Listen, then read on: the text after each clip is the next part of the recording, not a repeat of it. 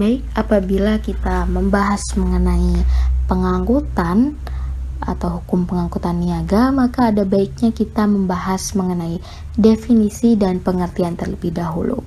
Nah, pengertian dari pengangkutan adalah perjanjian pengangkutan, dan perjanjian pengangkutan ini dilakukan berupa perjanjian pengangkutan yang pada umumnya itu bersifat tidak tetap. Kenapa? Karena pengangkutan tidak dilaksanakan secara terus-menerus, tetapi hanya dilakukan secara kadangkala. Hal tersebut atau pengangkutan tersebut dilakukan hanya ketika pengirim membutuhkan pengangkutan untuk mengirim barang. Apabila pengirim tidak membutuhkan pengangkutan, maka pengangkutan tidak terlaksana atau tidak terjadi. Nah, jadi dapat disimpulkan nih teman-teman ya, mengenai pengertian perjanjian pengangkutan, yaitu suatu persetujuan atau timbal balik dengan mana pengangkut mengikatkan diri untuk menyelenggarakan pengangkutan barang atau penumpang dari satu tempat ke tempat tujuan. Dan saat sampai ke tujuan tersebut, barang yang diangkut ataupun penumpang tersebut harus dengan selamat. Kemudian pengirim saat barang tiba ataupun saat penumpang itu tiba, itu harus membayarkan suatu biaya kepada pengangkut. Nah, sehingga dapat disimpulkan mengenai hukum pengangkutan niaga adalah keseluruhan aturan hukum yang mengatur tentang pengangkutan niaga. Nah, selanjutnya kita akan membahas mengenai unsur-unsur dalam hukum pengangkutan niaga. Nah, yang pertama adalah unsur-unsur aturan hukum. Yang kedua, unsur-unsur mengenai pengangkutan. Dan yang ketiga adalah unsur-unsur mengenai pengangkutan niaga. Oleh karena itu, kita akan membahas mengenai unsur-unsur aturan hukum terlebih dahulu. Baik, unsur-unsur aturan hukum yang pertama adalah semua ketentuan undang-undang pengangkutan.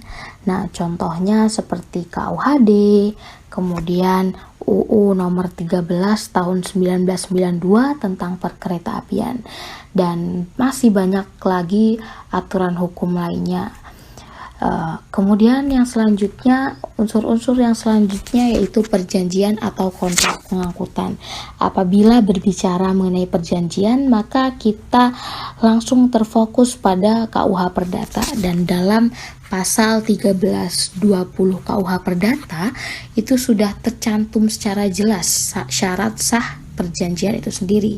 Yang pertama yaitu adanya kesepakatan atau konsensualisme. Nah, apa sih sebenarnya kesepakatan ini?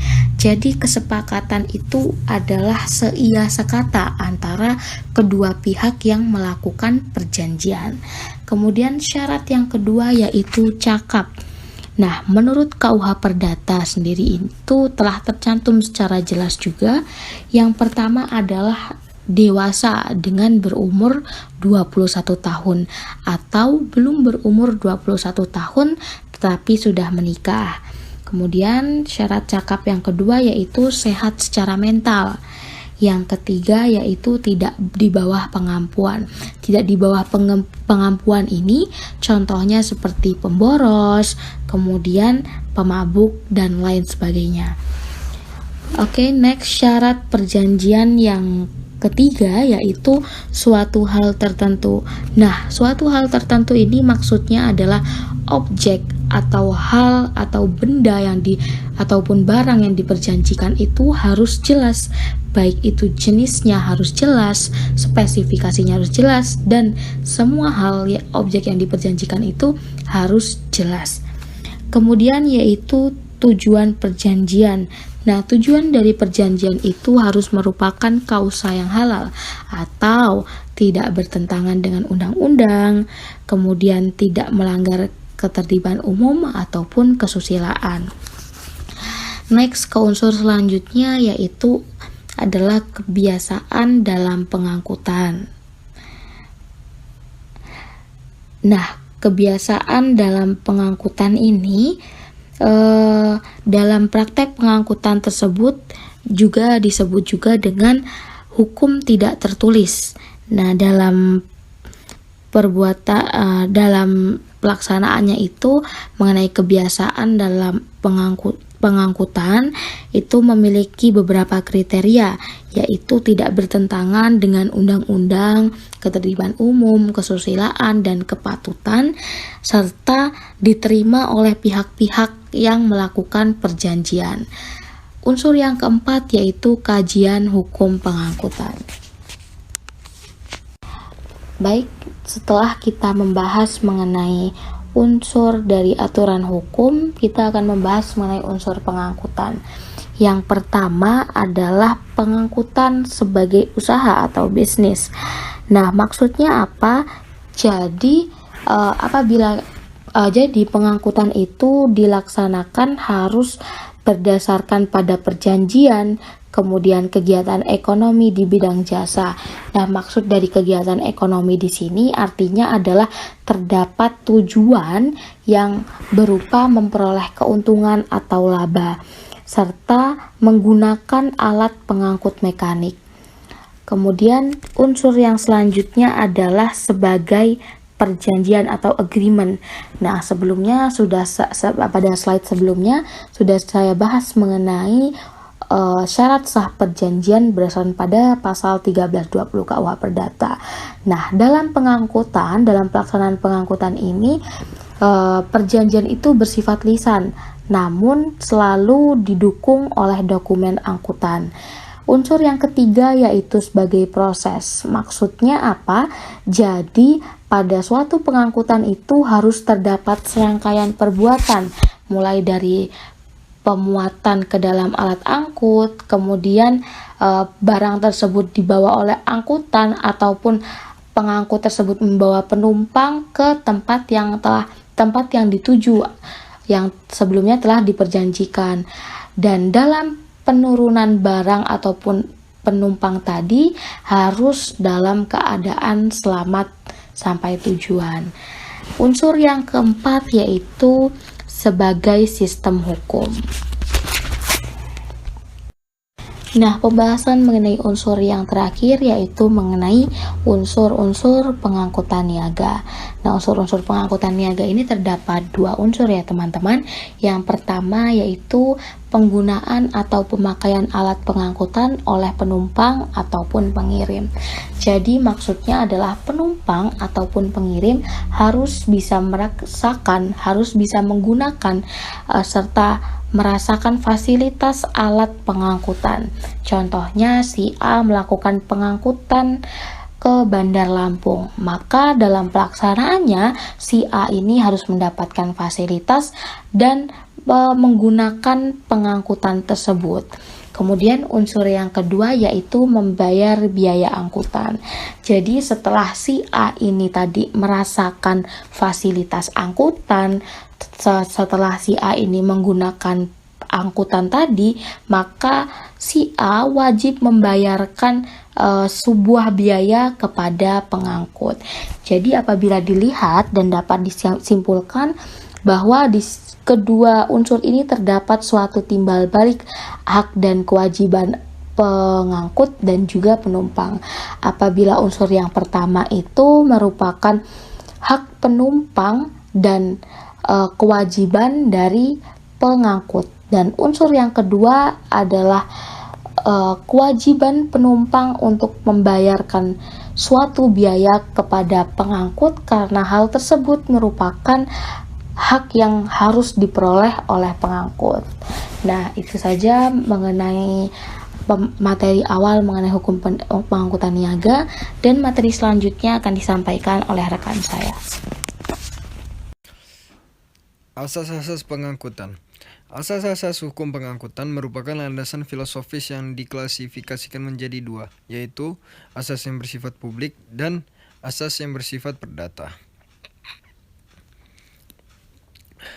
Asas-asas pengangkutan yang bersifat publik yaitu sebagai berikut. 1. Asas manfaat. Asas manfaat yaitu bahwa pengangkutan harus dapat memberikan manfaat sebesar-besarnya bagi kemanusiaan, peningkatan kesejahteraan rakyat, pengembangan peri kehidupan yang kesinambungan bagi warga negara, serta upaya peningkatan pertahanan dan keamanan negara. 2. Asas usaha bersama dan kekeluargaan. Asas usaha bersama dan kekeluargaan yaitu bahwa penyelenggaraan usaha di bidang pengangkutan dilaksanakan untuk mencapai cita-cita dan aspirasi bangsa yang dalam kegiatannya dapat dilakukan oleh seluruh lapisan masyarakat dan dijiwai oleh semua semangat kekeluargaan. Ketiga, asas adil dan merata. Asas adil dan merata yaitu bahwa penyelenggaraan pengangkutan harus dapat memberikan pelayanan yang adil dan merata kepada segenap lapisan masyarakat dengan biaya yang terjangkau oleh masyarakat. 4. Asas keseimbangan. Asas keseimbangan yaitu bahwa pengangkutan harus diselenggarakan sedemikian rupa sehingga terdapat keseimbangan yang serasi antara sarana dan prasarana, antara kepentingan pengguna dan penyedia jasa, antara kepentingan individu dan masyarakat, serta antara kepentingan nasional dan internasional. Kelima, asas kepentingan umum. Asas kepentingan umum yaitu bahwa penyelenggaraan pengangkutan harus mengutamakan kepentingan pelayanan umum bagi masyarakat luas. Keenam, asas keterpaduan. Asas keterpaduan yaitu bahwa penerbangan harus merupakan kesatuan yang bulat dan utuh, terpadu, saling menunjang, dan saling mengisi baik intra maupun antar moda transportasi. Ketujuh, asas kesadaran hukum. Asas kesadaran hukum yaitu bahwa kewajiban kepada pemerintah untuk menegakkan dan menjamin kepastian hukum serta mewajibkan kepada setiap warga negara Indonesia untuk selalu sadar dan taat kepada hukum dalam penyelenggaraan pengangkutan. Kedelapan, asas percaya diri sendiri. Asas percaya diri sendiri yaitu bahwa pengangkutan harus berlandaskan kepada kepercayaan akan kemampuan dan kekuatan diri sendiri, serta bersendikan kepada kepribadian bangsa. Kesembilan, asas keselamatan penumpang. Asas keselamatan penumpang yaitu bahwa setiap penyelenggara pengangkutan penumpang harus disertai dengan asuransi kecelakaan. Asas-asas yang bersifat perdata merupakan landasan hukum yang berlaku dan berguna bagi kedua belah pihak dalam pengangkutan niaga, yaitu pengangkutan dan penumpang atau pengiriman barang. Asas-asas hukum pengangkutan yang bersifat perdata menurut Abdul Qadir Muhammad ada 4 pokok yang mendasari perjanjian pengangkutan, yaitu asas konsensual, asas koordinasi, asas campuran, dan asas tidak ada hak retensi. Berikut ada penjelasannya. Asas konsensual. Asas ini tidak mensyaratkan bentuk perjanjian pengangkutan secara tertulis. Sudah cukup apabila ada persetujuan kehendak antara pihak-pihak, tetapi selalu didukung oleh dokumen pengangkutan. Dokumen pengangkutan bukan merupakan perjanjian tertulis, melainkan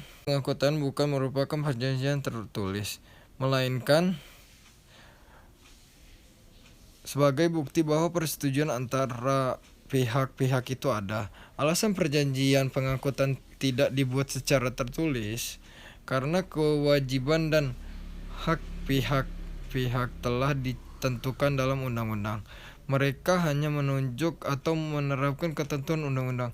Tetapi apabila undang-undang tidak menentukan atau tidak mengatur kewajiban dan hak yang wajib mereka penuhi, diikutilah kebiasaan yang berakar pada kepatutan. Jika apabila terjadi perselisihan, mereka selesaikan melalui musyawarah, arbitrase, atau melalui pengadilan. Kedua, asas koordinasi. Asas ini menempatkan kedudukan pihak-pihak yang dalam pengangkutan mempunyai kedudukan setara atau sejajar. Tidak ada pihak yang mengatasi atau membawahi. Walaupun pengangkutan menyediakan jasa dan melaksanakan perintah penumpang atau pengirim barang, pengangkut bukanlah sebagai bawahan dari penumpang atau pengirim barang, melainkan pengangkut adalah perjanjian pemberi kuasa. Ketiga, asas campuran. Perjanjian pengangkutan merupakan campuran dari 3 jenis perjanjian, yaitu pemberian kuasa, dari pengirim kepada pengangkut, penyimpanan barang dari pengirim ke pengangkut, dan melakukan pekerjaan pengangkutan yang diberikan oleh pengirim kepada pengangkut. Dengan demikian, ketentuan-ketentuan dari 3 jenis perjanjian itu berlaku juga. Teori hukum pengangkutan adalah serangkaian ketentuan undang-undang atau perjanjian mengenai pengangkutan yang direkonstruksikan sedemikian rupa, sehingga menggambarkan proses kegiatan pengangkutan. Teori hukum pengangkutan juga merupakan kajian pengembangan hukum pengangkutan yang bertujuan untuk memperoleh manfaat yang sangat berguna bagi masyarakat dalam mewujudkan kesejahteraan. Objek kajian pengembangan tersebut meliputi ketentuan-ketentuan hukum pengangkutan dan pengalaman nyata pihak-pihak yang berkepentingan dengan pengangkutan. Melalui pengkajian tersebut akan diperoleh penemuan dan pemahaman baru mengenai pengangkutan. Penemuan dan pengalaman baru tersebut akan dimanfaatkan untuk meningkatkan mutu pengaturan dan sifat perilaku atau perbuatan teratur masyarakat dalam pengangkutan. Melalui pengkajian akan diketahui sejauh mana ketentuan hukum pengangkutan yang berlaku itu, das Solem, sesuai dengan kebutuhan masyarakat dalam kegiatan pengangkutan, das Sein. Teori hukum pengangkutan adalah serangkaian ketentuan undang-undang atau perjanjian mengenai pengangkutan yang direkonstruksikan sedemikian rupa sehingga menggambarkan proses kegiatan pengangkutan. Teori hukum pengangkutan merupakan gambaran secara jelas rekonstruksi ketentuan undang-undang atau perjanjian bagaimana seharusnya para pihak berbuat sehingga tujuan pengangkutan itu tercapai. Apabila teori hukum pengangkutan ini diterapkan pada pengangkutan, penerapannya disebut praktik hukum pengangkutan. Pengangkutan merupakan rangkaian peristiwa mengenai pengangkutan. Rangkaian peristiwa tersebut merupakan proses kegiatan mulai dari pemuatan ke dalam alat pengangkut, pemindahan ke tempat tujuan yang telah ditentukan, dan penurunan atau pemukaran di tempat tujuan. Proses rangkaian perbuatan ini dapat diamati secara nyata pada setiap pelaksanaan pengangkutan. Dengan kata lain, teori hukum pengangkutan hanyalah mempunyai nilai guna jika dilaksanakan melalui setiap jenis pengangkutan. Unsur-unsur teori hukum pengangkutan yaitu ada rekonstruksi, serangkaian, ketentuan UU perjanjian atau kebiasaan, dan juga proses pengangkutan. Rekonstruksi adalah penyusunan ulang, serangkaian itu beberapa ketentuan sebagai satu kesatuan logis yang sistematis. Ketentuan UU perjanjian atau kebiasaan itu pasal kaidah mengenai pengangkutan. Proses pengangkutan itu kegiatan pemuatan, pemindahan, dan pembongkaran. Tujuan dan manfaat dari teori hukum pengangkutan adalah untuk memperoleh manfaat yang berguna bagi masyarakat dalam mewujudkan kesejahteraan hingga sesuai apa yang diharapkan. Manfaatnya adalah untuk memindahkan barang atau tempat ke tempat lain dengan maksud untuk meningkatkan daya guna dan nilai. Sifat hukumnya ada normatif, das Solem, law in book, dan positif. Normatif itu sebagai acuan perbuatan, das Solem itu bagaimana seharusnya berbuat, dan positif itu ketentuan yang berlaku. Metode kajian yang dipakai yaitu doktrinal sesuai dengan UU dan peraturan hukum yang berlaku, yuridis gambaran perbuatan atau keadaan yang ditentukan oleh hukum atau UU perjanjian, dan yang terakhir adalah teoritis, hanya berupa norma, acuan bukan perbuatan nyata. Baik, kemudian saya Muhammad Rafif Asidki dengan NPM 20112011109. Di sini saya akan menjelaskan bagian tentang praktik hukum pengangkutan. Baik. Pertama kita akan masuk ke dalam definisi dari praktik hukum pengangkutan itu sendiri. Yang pertama, definisi dari praktik hukum pengangkutan adalah praktik hukum pengangkutan merupakan rangkaian perilaku atau perbuatan sebagai pelaksanaan atau realisasi dari ketentuan undang-undang, perjanjian, konvensi internasional, dan kebiasaan mengenai pengangkutan.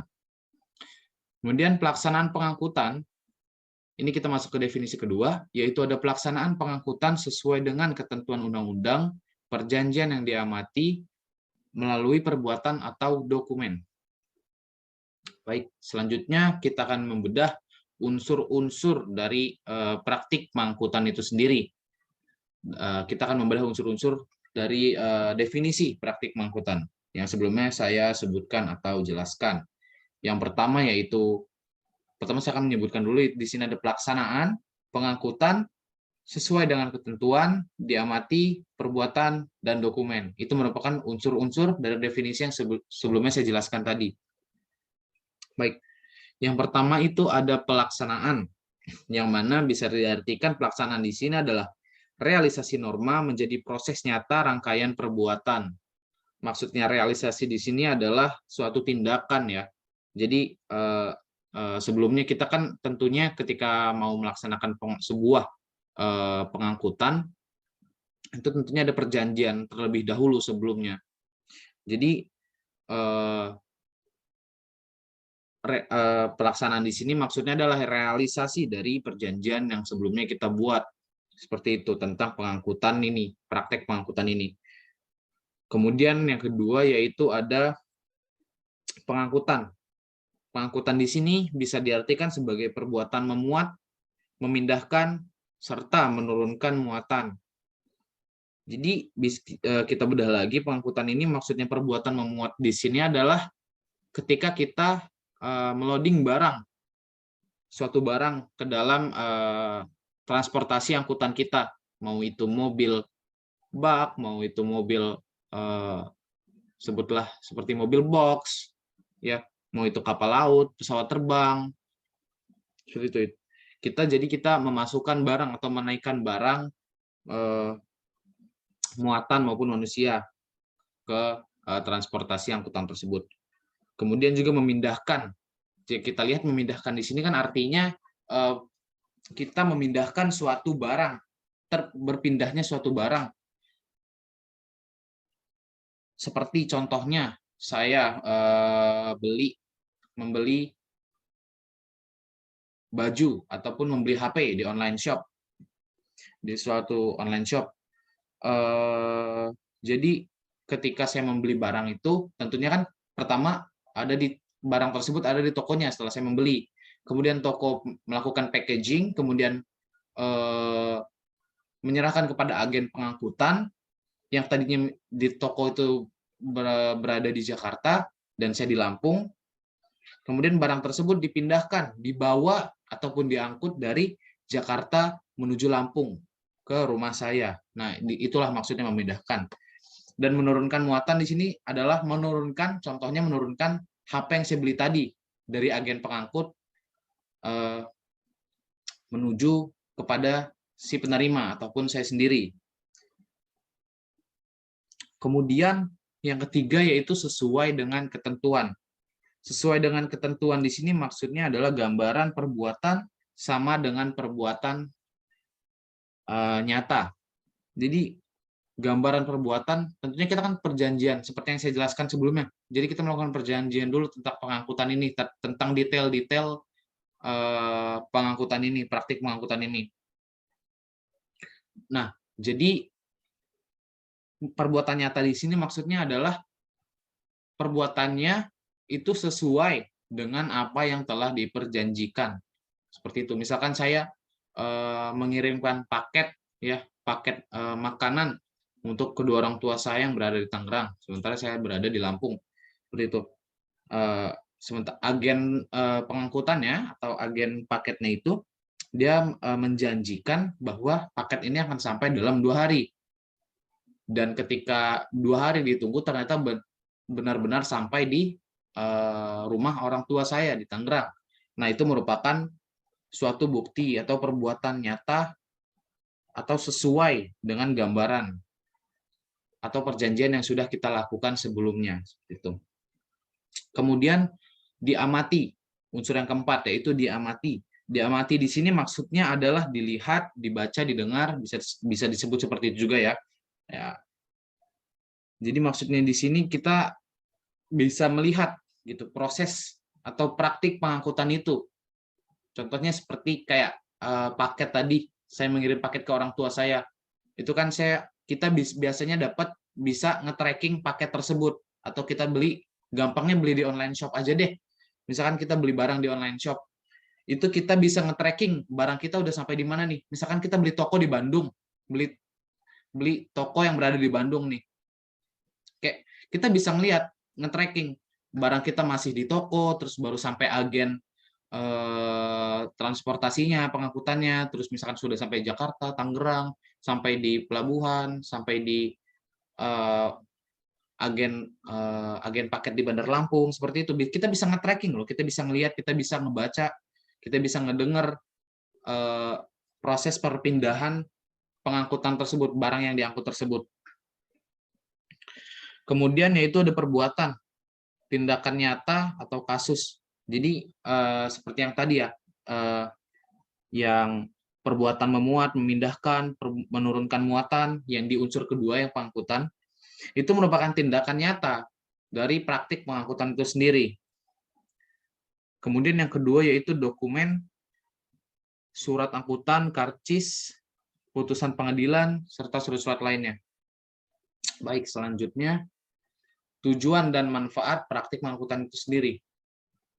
Tujuannya sendiri itu, tujuan dari praktik pengangkutan itu agar tiba dengan selamat di tempat. Apa sih maksudnya tiba dengan selamat di tempat ya? Siapa yang tiba dengan selamat di tempat ini pertama-tama? Jadi yang tiba dengan selamat di tempat ini yaitu adalah objek-objek dari pengangkutan, praktik pengangkutan itu sendiri. Apa aja objeknya? Seperti yang sudah saya sebutkan tadi, objeknya itu adalah manusia, bisa barang ataupun bisa muatan. Barang di sini bisa seperti baju yang saya beli di online shop, ataupun HP yang saya beli di online shop. Kemudian muatan di sini juga bisa seperti gula, pasir, seperti itu. Kemudian maksudnya dengan selamat di tempat ini artinya kualitas dan kuantitas sesuatu yang kita angkut itu jumlahnya sama, kualitas maupun kuantitasnya, taraf dan jumlahnya sama dengan sebelum dilakukan pengangkutan dan sesudah dilakukan pengangkutan atau diturunkan muatan tersebut. Dari dinaikannya muatan dan diturunkannya muatan, itu sama jumlah, kuantitas, dan kualitasnya. Itulah yang dimaksud selamat. Dan kualitas barang tersebut tidak rusak, seperti itu. Misalkan saya mengirimkan mobil, mengangkut mobil saya untuk dipindahkan dari Lampung ke Jakarta melalui pengangkutan, agen pengangkutan. Nah, lecet sedikit pun, tidak ada cacat sedikit pun. Namun di tengah perjalanan, mobil itu ketika mobil pengangkutnya mengalami sedikit accident atau kejadian yang tak terduga di jalan dan merusak, mematahkan kaca spion hingga sampai di rumah orang tua saya kaca spion tersebut patah. Nah, itu yang dimaksud dengan tidak selamat. Kemudian manfaatnya, kita masuk ke manfaatnya, itu untuk meningkatkan nilai guna. Peningkatan nilai guna di sini kita bisa, menurut saya sendiri bisa dilihat dari dua sisi, yaitu peningkatan nilai guna sarana dan prasarana praktik pengangkutan ini sendiri, kemudian juga dari segi konsumen dari praktik pengangkutan ini sendiri. Untuk dari segi sarana dan prasarananya, maksudnya adalah jadi jalan tol atau akses yang kita lewati untuk dalam proses praktik pengangkutan ini itu bisa berguna, bisa bermanfaat. Kayak saya banyak praktik pengangkutan kayak agen paket itu lewat jalan tol agar mengefisienkan waktu, misalnya seperti itu. Itu kan tandanya menggunakan jalan tol, memanfaatkan jalan tol seperti itu agar prosesnya lebih cepat. Gitu. Itu kan bisa meningkatkan nilai guna. Kemudian juga bisa kita lihat dari sisi konsumennya ya. Itu konsumennya bisa merasa terbantu dengan cepatnya, dengan efisiennya proses praktik pengangkutan ini, yang tentunya memanfaatkan sarana dan prasarana yang memudahkan perpindahan barang ini. Baik, next, yaitu ada sifat hukum, yaitu yang pertama empiris, pengalaman nyata dan benar. Pengalaman nyata dan benar di sini maksudnya adalah pengalaman nyata yang bisa kita lihat sendiri, bisa kita dengar sendiri, kita rasakan dengan panca indera kita sendiri. Seperti kemudian benar sendiri merupakan ya bisa kita artikan keselarasan antara perkataan atau pikiran dengan kenyataan yang terjadi. Seperti itu. Misalkan suatu agen pengangkutan menyebutkan bahwa barang muatan pasir akan sampai ke kota Lampung dari Tangerang itu dalam 2 hari, dan ternyata ketika sudah ditunggu 2 hari ternyata barang muatan tersebut sampai. Nah, itu merupakan kebenaran, kesesuaian antara perkataan sebelumnya dengan kenyataan yang terjadi setelahnya. Kemudian dasein, perbuatan apa adanya. Dasein ini mirip-mirip seperti yang saya bilang di atas tadi, yaitu benar, perbuatan apa adanya. Ketika agen bilang nyampe 2 hari, kenyataannya 2 hari itu perbuatan apa adanya, seperti itu. Kemudian law in action, law in process, tandanya adalah ketika proses praktik pengangkutan itu berada dalam lingkup hukum, sesuai dengan hukum. Kemudian positif yang D itu positif perbuatan atau kasus. Metode kajian yaitu ada A, studi kasus, yaitu peristiwa yang sedang berlangsung atau sudah selesai. Kemudian B, kesesuaian peristiwa yang terjadi seperti ditentukan norma atau acuan. Kemudian C, jurisprudensi atau praktis, yaitu penerapan norma pada peristiwa atau putusan hakim. Kemudian ada praktik pengangkutan, yaitu ada A, persetujuan kontrak, dokumen pengangkutan, perbuatan atau kasus pengangkutan, penyerahan dokumen atau barang di tempat tujuan, kemudian penumpang turun. Kemudian B, praktik tersebut terdiri dari rangkaian proses perbuatan pengangkutan yang dibuktikan oleh dokumen. Saya kira sekian presentasi dari kelompok kami. Kurang lebihnya mohon maaf. Wabillahi taufik wal hidayah. Wassalamualaikum warahmatullahi wabarakatuh.